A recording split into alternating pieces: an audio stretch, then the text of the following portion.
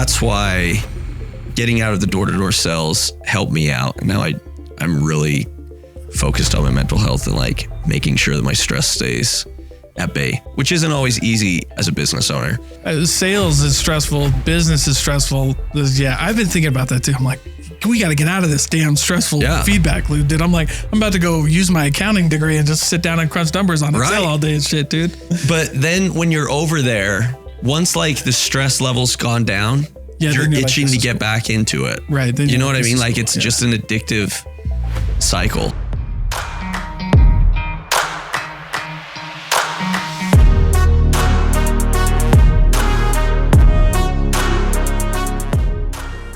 Dude, so we're just having fun. What's up, Cord? How's it going? Dude, good. Cord Lundberg Plumbing. Yep. Dude, and we met each other through Dirty Dough.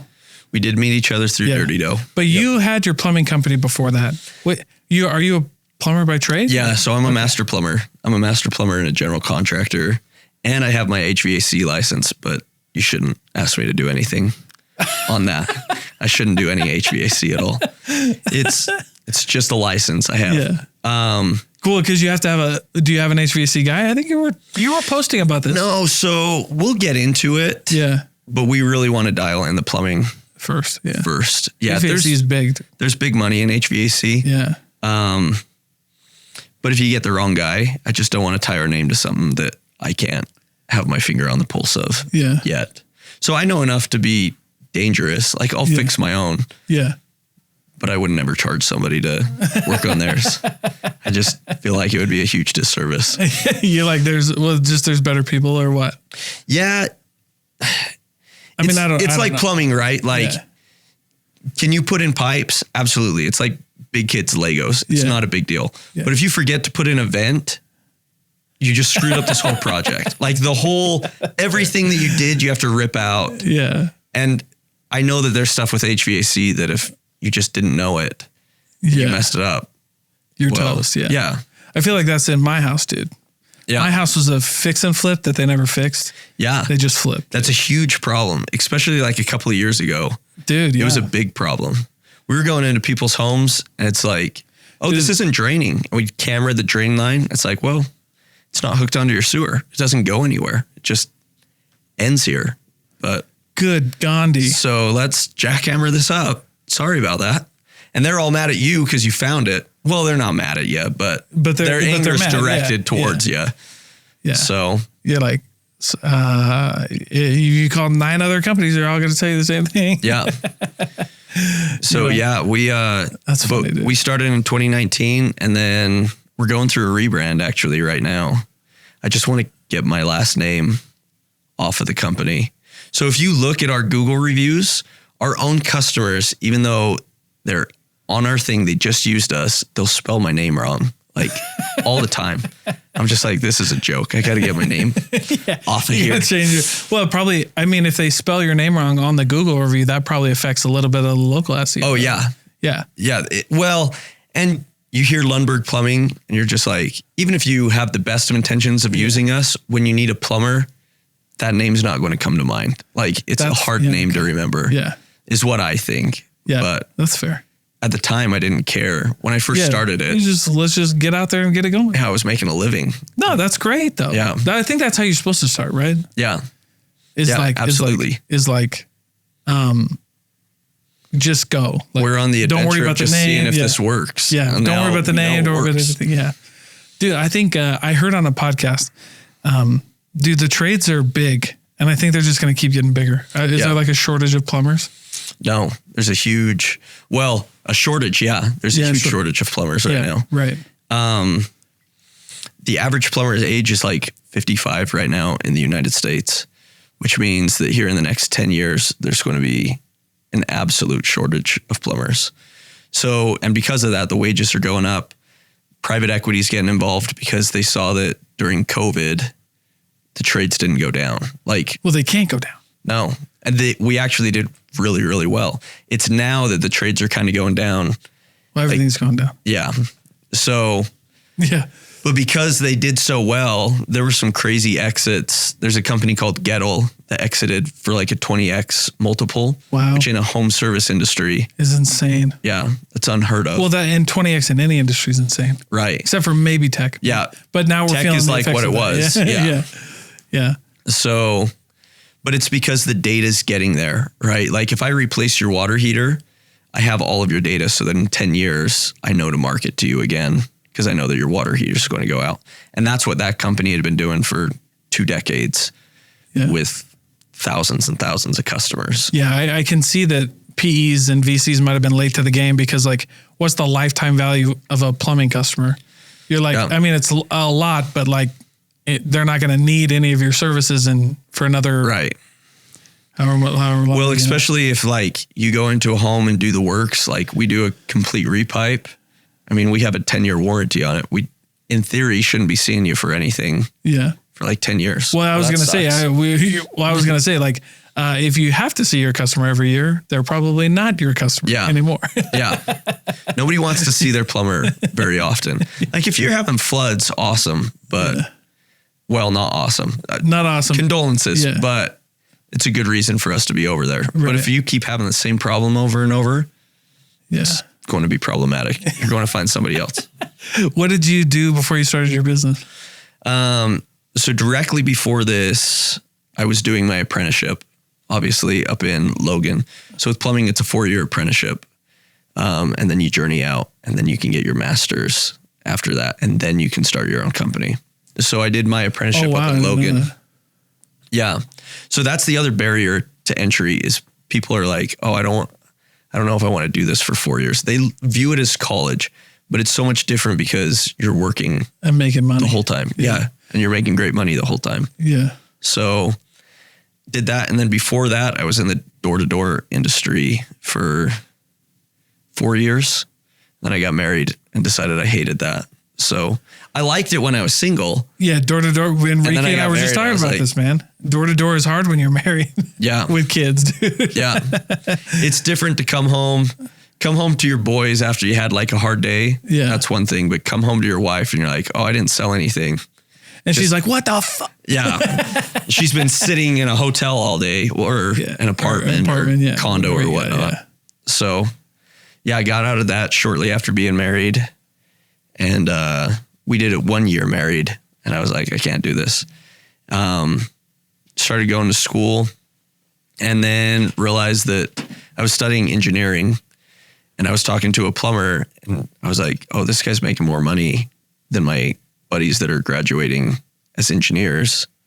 And it seems more like the type of engineering I like. It's the hands-on stuff, not the planning it on a computer and drawing it up. It's like doing it. Yeah.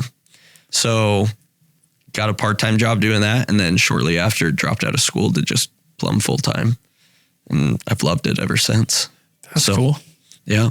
Yeah, that's cool. Man, I remember I got into sales and I remember my grandpa, he's a general contractor in the trades and stuff. And he was like, what are you doing? He's like, you just need to go get your HVAC plumbing electrician thing. Yeah. And that's all you need to do. And I was like, I don't want to do that. Well, that's what sometimes I regret it. Sometimes I'm like, oh, that's what my dad told me for years. But my bishop growing up was a plumber. Mm-hmm. And I just thought like, oh, this guy doesn't make any money because that's the way he lived. Yeah. In reality, guy makes a ton of money. He just lives frugal. Yeah.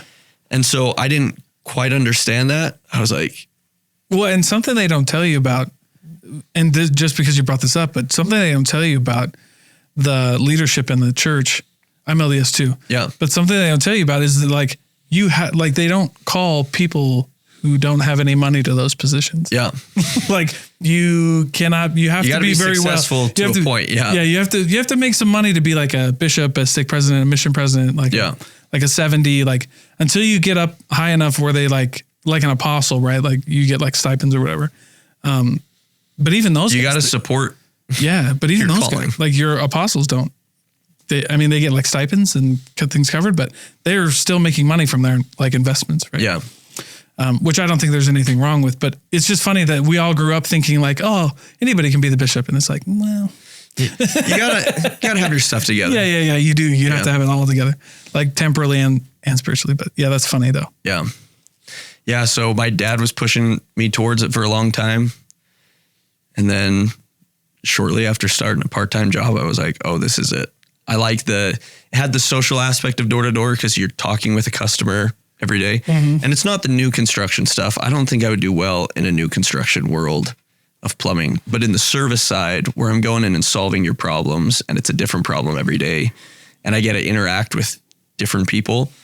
That's where I shined. That's what I love. Yeah. So, well, dude, I mean, that's great. And I think too, to your point there is, it's just people are always going to need that. Like as long as you have a house, like, and if it's not the homeowner, it's the landlord. Yeah. You know what I mean? Like they're like now, right? If you're renting, you need a plumber. Yep. Right. And it's better if you're renting because you don't have to pay the plumber. Yeah. And the plumbing is the most of the time. Out of the three like big trades, which are plumbing, HVAC, and electrical, those are like the three big ones.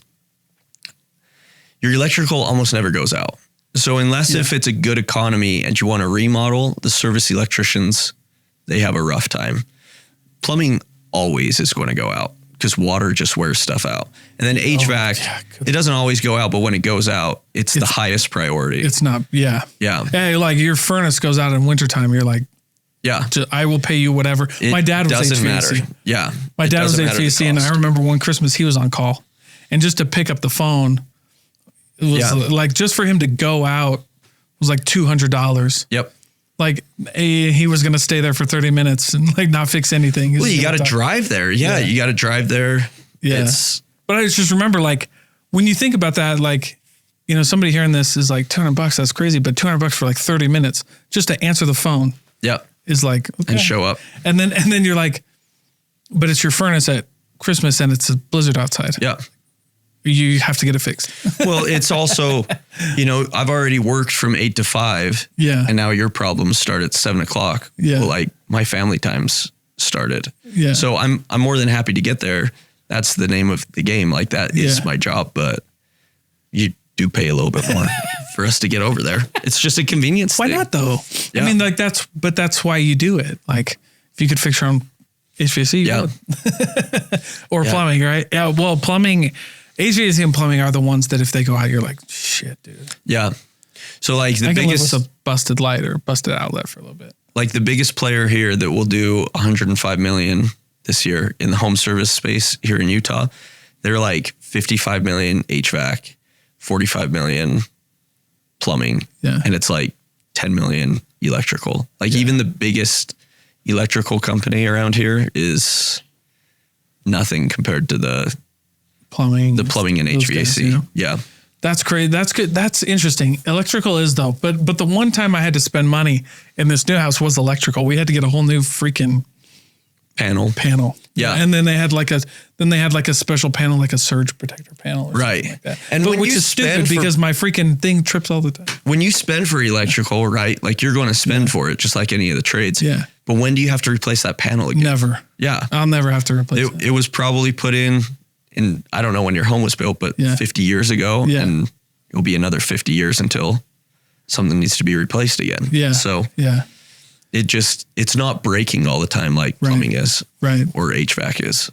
Which is interesting because you think like water does a lot of damage when it moves. Yep. And air does a lot of damage when it moves. Yeah. And so does electricity. Yeah. But we have more safety things around that, right? Yeah. That energy it's engineered a little bit better. Yeah. That energy is like, oh, man, you know. Yeah. Yeah, absolutely. It's crazy, dude. So what made you want to start your own business? Like what, I mean, obviously you did all the things to do that, but does everybody become a master plumber and then not choose to start their own business or some people? Honestly, it's pretty rare for people to even get their journeymans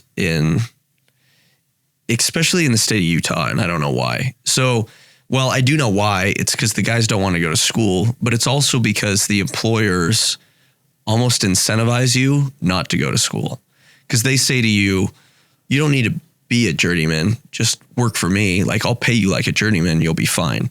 What that does is it just kind of pigeonholes you to that one company. Yeah. Cause now you don't have options. Now you don't move on.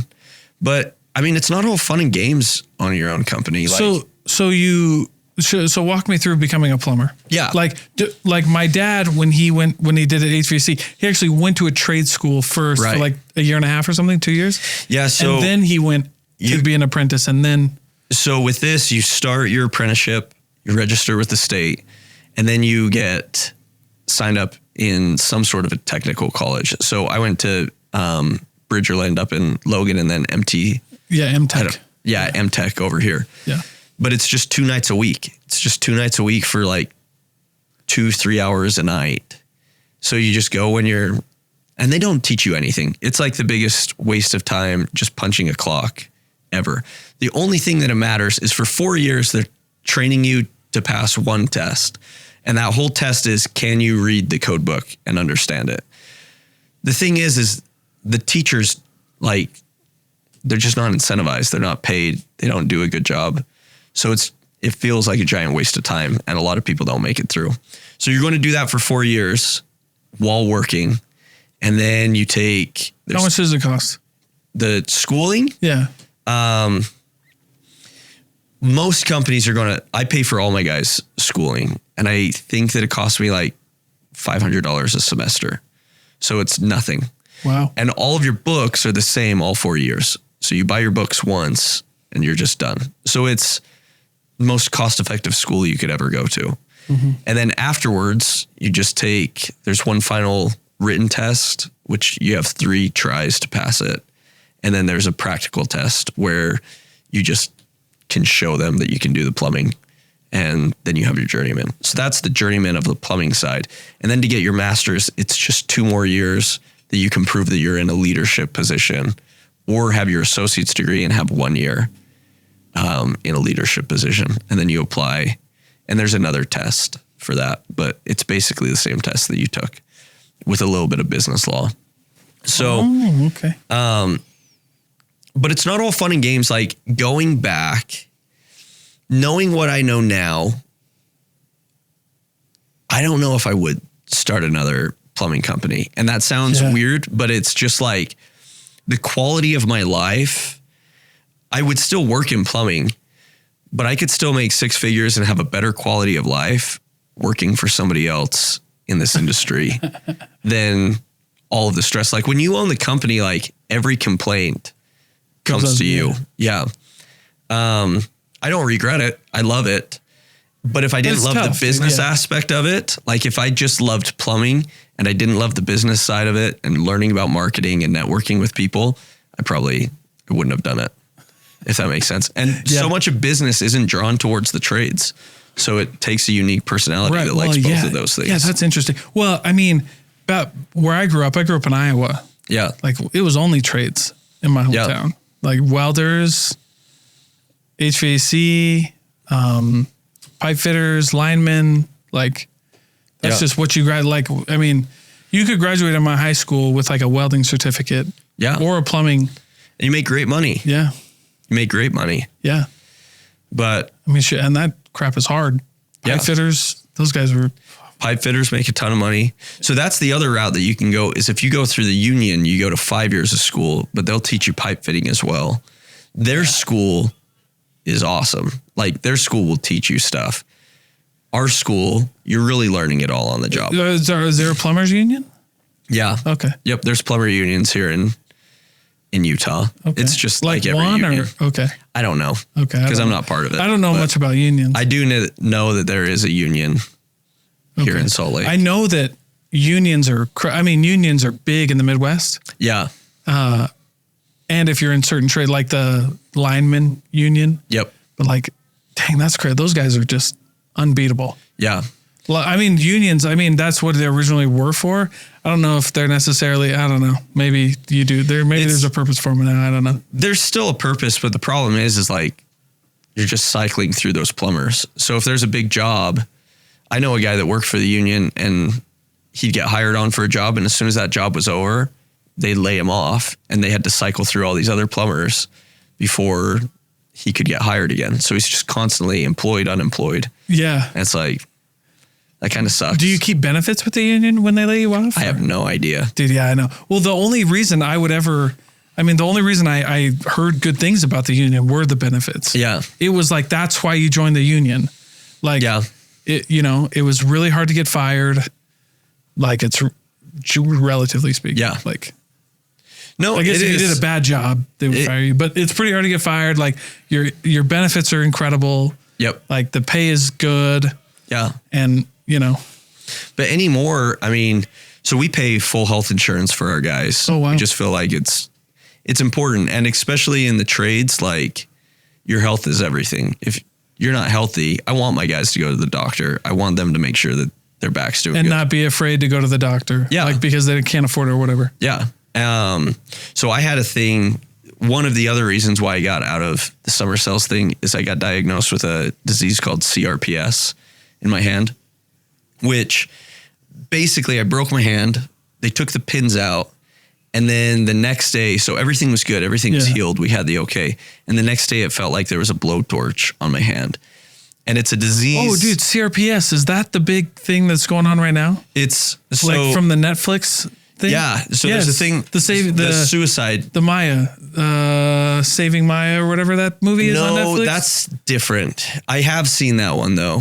Or I've heard of it. Well, yeah. Okay. Hold on. Let me look this up. But go ahead. Yeah, I'm going to look it up. Basically, so with this, your nerves are just going haywire. So your nerves are registering in your brain that there is something like extreme pain going on, but there's nothing wrong with you. And a lot of it comes from like stress and stuff. So we did a bunch of research on it, and it's like, I can't live like this.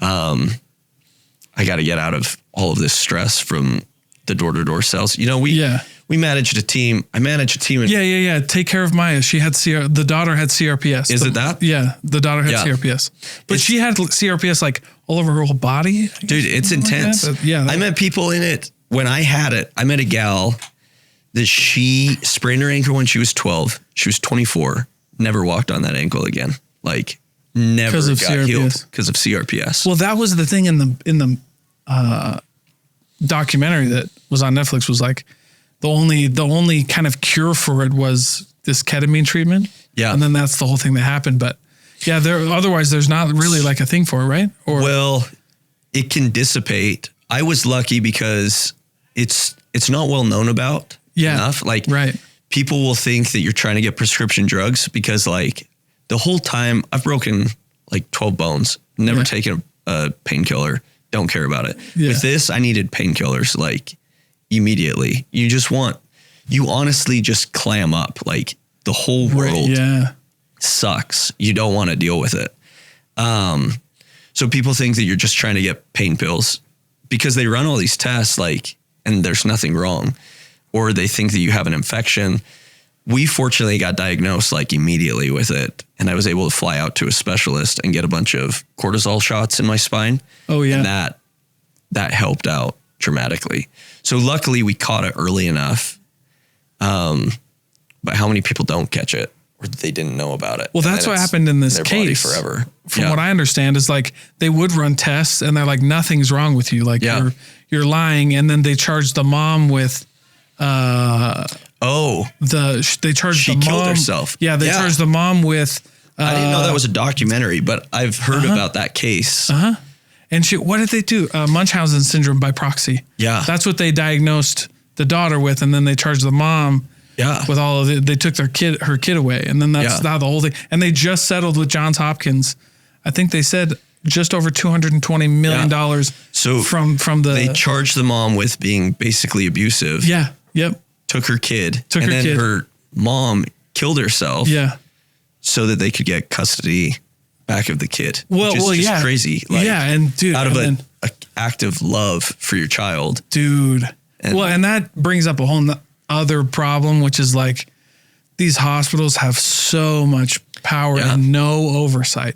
Because at the end of that documentary, they go through 20 people, or I don't know, maybe not 20, but they go through quite a few people who had alleged the same things that the family did, which was CPS came and took my kid because, he had he got hit by a baseball and they said that was abuse and they took my kid. Yeah. And we had to jump through all these hoops and we can't afford an attorney. And they were just holding people hostage. Yeah, that's crazy. It was wild. But yeah, it was CRPS. Yeah. And she had it throughout like her whole body. Yeah, you can get it anywhere and over anything. Like I broke my hand and everything was good. It was when they took the pins out that my body just registered it. So now I'm much more careful because like my biggest fear is that it comes back because it truly is debilitating.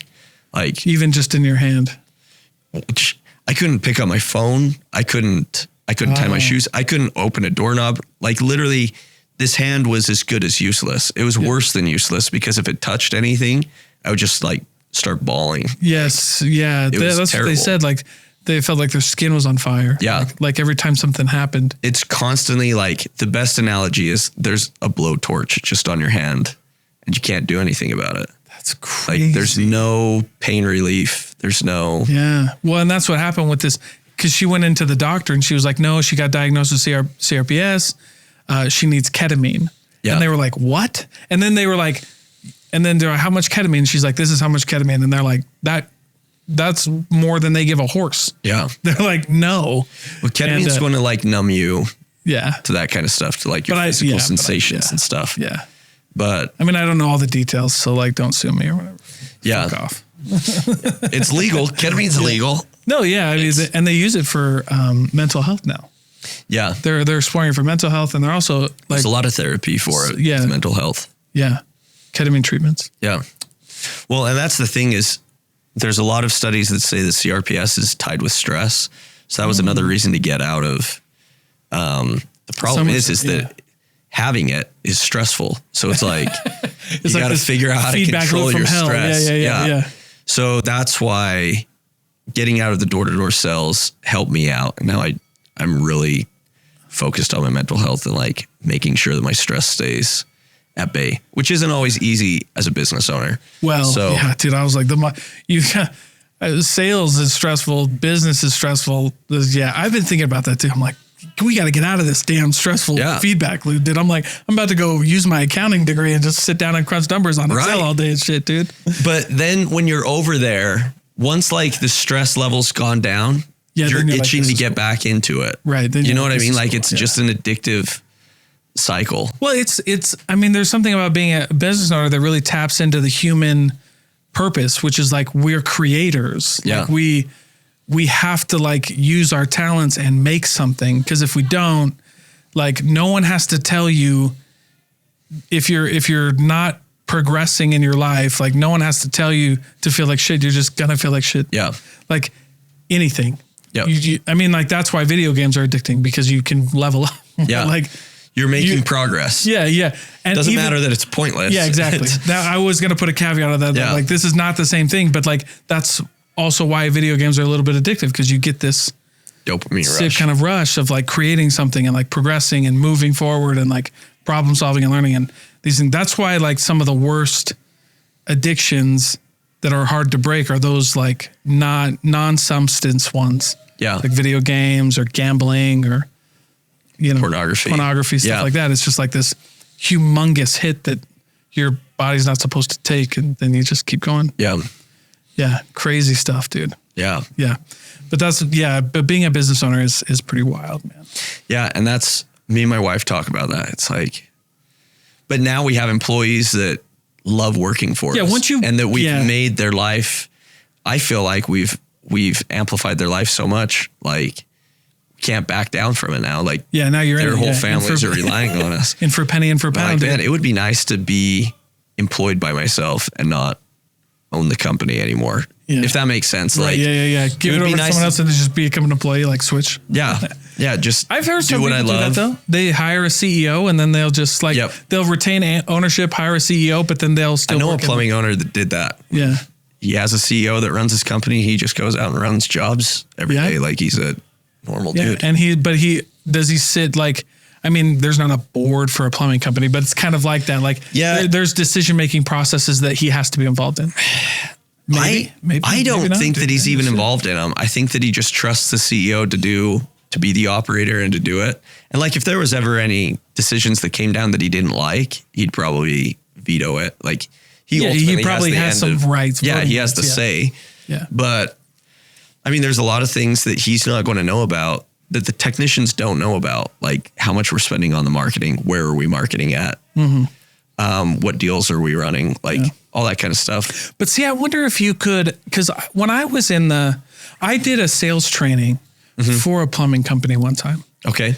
And I actually trained the plumbers because I'm like, dude, they're in your house. Yeah. Those are the guys selling the jobs. Yeah. I'm like, why wouldn't you ask them, like, how did you hear about us? Like, yeah. Oh, we heard about you from TikTok. No shit. Yeah. Like, you know what I mean? Or like, we heard you from this. Like, maybe if you get enough of those and you track the data, right? Like, well, so the CRMs are so advanced now that like we know when you call me, I know depending on what number you called.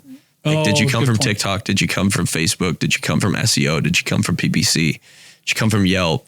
Did you come from a card that I handed out? Like we have a different tracking number for all of that. That's a good point. And sometimes it gets conflated because you might see me on TikTok and then look me up on Google. Right. And then call. But that's part of marketing though. That's why you have to do that. Yeah. But a lot of that's trackable. Yeah. Now. Yeah, that's fair. But yeah, it's interesting. There's a lot of, when you're a business owner, there's a lot of things that you can do, like get creative like that, right? Like, you're like, shit, I got all the SOPs down. I could just hire somebody to do this. And that's also, but like, if you're not doing that, your business might be in trouble. Like if you're not documenting processes and procedures anyway. Which is hard for a technician to do, which is where I'm at. But no, I mean, like if you want to get acquired, the thing that they look at first, before they look at EBITDA or anything, they look at like, do you have a process? Could a blind man come in and run this? Yeah. And if the answer is yes, then we can start talking. Mm-hmm. Yeah. Yeah. Yeah. Those big eggs. Yeah. I mean, like but that is the hardest part. I interviewed Chris Ronzio. He's the CEO of Trainual. Okay. I've heard of Trainual. Yeah. Yeah. They're fantastic. Yeah. But they automate SOPs. Yeah. And that's what he was saying, because he came from like a VC background. Mm-hmm. And he was like, dude, before I didn't give a shit about your number. Yeah. I didn't care if it was 50 million. Like if you didn't have a documented process for everything that you did in your business, we weren't going to look at you. Yeah. Because if one piece leaves. Because the VC's not running that shit. Yeah. They're not plumbers. They're going to literally do what you did, which is buy it, hire it out. Yeah. And be done and never look at it again. Yeah. Make sure the money comes in. That's it, dude. That's it. So and that's what you look at when you look for other businesses, you know, like I every once in a while I'll get like a little frisky and I'll be like, oh, let's go look at this business. And I'll be like, can I see your employee manual or your operations manual? Yeah. We don't have one. Okay. That's problematic. See ya. Yeah. Bye now. Yeah. We're trying to work on one right now, but it's tough for a technician to do all the time. Like, I know the plumbing. Now I'm learning the business side. Yeah. This is my first year of like stepping out of the van. Honestly, I've only been out of the van for like 6 months. Yeah. Before that, I was running full bore plumbing. Yeah. Like just full-time plumbing. So yeah, that's crazy. It's been a bit of a shift. No, but that's cool, man. But it's fulfilling for you. Yeah. And I was just interviewing somebody the other day too, who was like, there is something special about knowing that you're helping someone's family and you're helping someone, you know, to get Christmas or whatever. No, people are grateful for you. Mm-hmm. Like you show up and get them hot water. People are pumped about it. Like they love it. You go over and solve their flooding issue that they had no idea what's going on. Yeah. Like it is rewarding in that way. Yeah. And then you get the people that you can never please. Well, those people exist as well. Yeah. I mean, and some people just want to have a bad day. Like, I think that's the hardest part about being in customer service or sales or anything like that. Yeah. Some people just want to be pissed. Well, and some people, I don't know. We had a gal just the other day that she's used us a lot and she was a good customer and everything. But then we gave her a price on fixing this thing. It was like $250 to fix this faucet. And she's like, oh, that's outrageous. It should be like $50. It's like, why do you think that? So she got a price from another bigger company and they came in at like 500. And then she comes crawling back to us and it's like, we have other customers. Like we have better. Yeah. We went and do it. We go and do it for her. But there are those people that they're just like, I only get paid $30 in my job. It should only cost $30. And it's like, well, no, we have health insurance and we have to market. Well, that's our bottom. That's the minimum that we have to charge. Yeah. Yeah. Yeah. Well, and again, like that's also, oh man, those guys, oh my gosh. Yeah. The people who are like, the part's $40 at Amazon. They'll go buy the fucking part and do it. Yeah. Like, go buy the part, man. That's all right. Yeah, dude. It's still $250. It's still $200. You buy the part for. I remember I was at a car dealership. I was selling cars, and I was actually on the finance side, and I was talking to this guy, and he didn't want any warranties or anything like that. And I was like, all right, but he wanted this. So in a Pilot to get, so a Pilot can tow 4,500 pounds. If there's a transmission cooler, can tow 5,000 pounds. Okay. But you have to have the transmission cooler. Okay. And that has to be installed by Honda. Like, yeah. You're messing with a transmission. Yeah. Right. And this guy called, he sat right in front of me, and I thought he was joking at first. I was like, yep, this is how much transmission cooler costs. That includes parts and labor. Yeah. Labor. And he goes, well, what is it if I just want the cooler? What is it? And I'm like, it doesn't exist. He's like, yeah, I can put it in myself. And I was like, what? Yeah. I was like, and then I kind of got cheeky with him after I realized he wasn't joking. I was like, so you have the proprietary Honda software, and you have a lift in your garage that can take a transmission out of the car, and you know how to put it in? Yeah. He was like, oh, what? And I was like, are you kidding me?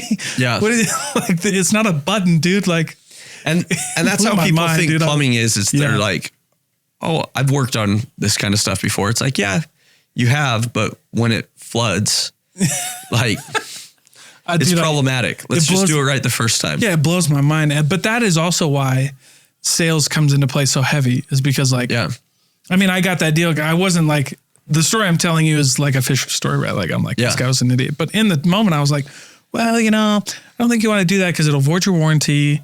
Like, there's proprietary Honda software that we have to use. And if my tech does it and he messes up, we'll cover it for free. If you do it yourself and you mess up, your whole entire warranty is void. And, like, not just your engine warranty, every warranty on that car is void. Yeah. They're not going to look at it. I was like, but I just had, like, after that, it was just a running joke. I was like, I could not believe this guy thought he could put in a transmission cooler in his brand new, like, 2020 Honda Pilot. I was like, this is unbelievable. To save like $200, $300, something like that. I was like, no way, dude. No way. Even if it was $1,000, like, who cares? Yeah. Like, I was like, actually, let the professionals do it. I was like, the transmission cooler's $1. Yeah. And the labor is $399, right? Yeah. Like, the labor's $4,000. That's how it breaks down. Yeah. Like, yeah, that's the other thing is we get customers that are always like, oh, can I get a breakdown of, like, all the parts and stuff? It's like, sure. Yeah. Doesn't change the price. I guess if you want to do all that math, Yeah. Make yourself feel bad that my guys get paid, that we charge $50 or $100 an hour. Yeah. Well, and the thing is it's not the hourly, like, so we just did a job this last week that I had to let a guy go for. We did a sewer line. It was like a $25,000 job, big job. Jesus. My guy goes in to verify that we had done the work right, and he signs off that it's good. 2 weeks later, they have a sewer backup. So any recalls, I'm always going to go over to it. And I scope the line, and it's not good. Like, the guy who sold it and did the work and did everything skipped a huge amount of work that we promised him and we didn't do. So now we have to go through and basically redo the whole job. Yeah, redo the whole thing.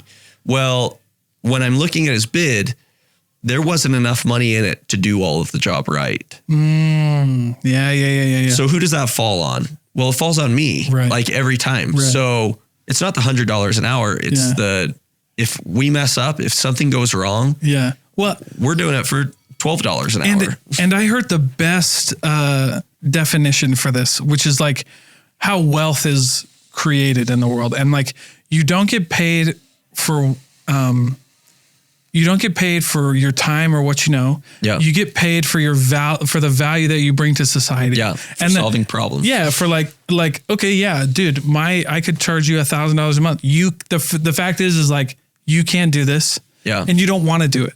Yeah. You have better things to do. Yeah. Like, it's not worth it for you. I heard that quote in reference to, like, they were talking about Elon Musk, and the guy was like, he's like, you think that anybody could go run be the CEO of SpaceX, Tesla, and whatever other Neuralink company he's got. Do you think anybody can do that?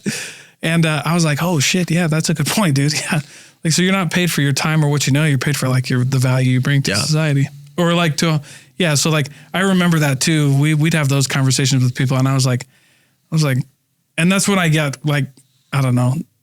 Most of the time I was very cordial, but sometimes I just get pissed and be a smart ass. I was like, it's $1. Yeah. It's $1 for the parts. Yeah. It's $1 for the parts. $1,000 for my time. Well, have you ever heard the story about the guy that he fixed? I don't even remember what it was. Basically, there's this old machine. Nobody can get it working. All these mechanics have looked at it. Nobody can get it working. So they call in this old guy, and he comes over, takes a look at the machine, looks it over a second time, takes out his hammer, hits it in a spot, and the thing starts right up. Yeah. And they're like, oh, thank you so much. And then he sends them a bill for like $1,000. Yeah. And they're like, what are you talking about? This is all you did. He's like, no, it was $1 to hit it with the hammer. It was $999 to know where to hit it. Yeah. Like that's what we're getting paid for. Yeah, dude, for sure, man. And I freaking, and that's what it is. And that's what and it's a lot more tangible when we're talking about trades. Like, and it's so poignant too, because it's like nobody knows how much they love hot water until they have to take a cold shower. Yeah. And then it's critical. Yeah. And vice versa. Like nobody knows like how awesome cold water is when your freaking faucet's blowing out hot as hell. You know what I mean? So anyway, dude, that's wild. Well, dude, I appreciate you coming on the podcast. No, man. I appreciate you having me. Yeah. Where can everybody find you? Give us the Lundberg Plumbing. Lundbergplumbing.com. That's the best spot there. And then we're on Facebook, Lundberg Plumbing, but we're going to be changing our name January 1st. So there we go. I'll have to update it. Yeah. All right, man. But I'm going to keep it a secret. Right now, we're in this whole rebranding phase right now. So. All right, dude. Dope. Well, thank you so much, man. No, thank you for having me.